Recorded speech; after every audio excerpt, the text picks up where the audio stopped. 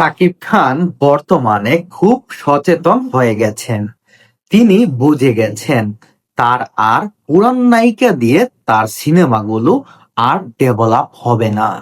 সে বুঝে গেছে কিভাবে নিজের সিনেমা ডেভেলপ করার জন্য নিজেকে পরিবর্তন করতে হবে, নিজের ফ্যাশন সেন্সগুলা পরিবর্তন করতে হবে, কিভাবে নতুন নায়িকাকে নিজের সাথে ম্যাচ করে নিতে হবে, কিভাবে পুরান নায়িকা থেকে নিজেকে ফিরিয়ে নতুনদের দিকে আকর্ষণীয় করতে হবে।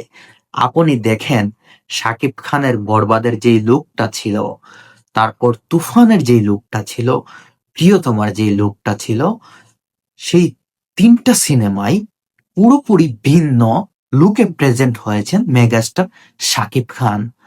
আর সেখানেই আপনি দেখবেন শাকিব খানের বিপরীতে যে সিনেমাগুলোতে অভিনয় করেছেন সেখানেও নায়িকাগুলো ভিন্ন, কিন্তু শুধু প্রিয়তমার ক্ষেত্রে আর বরবাদের ক্ষেত্রে ইদি কামাল মানে একজন নায়িকাকে নিয়ে শাকিব খান অভিনয় করেছেন দুটো সিনেমায়। আর সেই দুটো সিনেমাই শাকিব খানের কেরিয়ার পাল্টে দিল।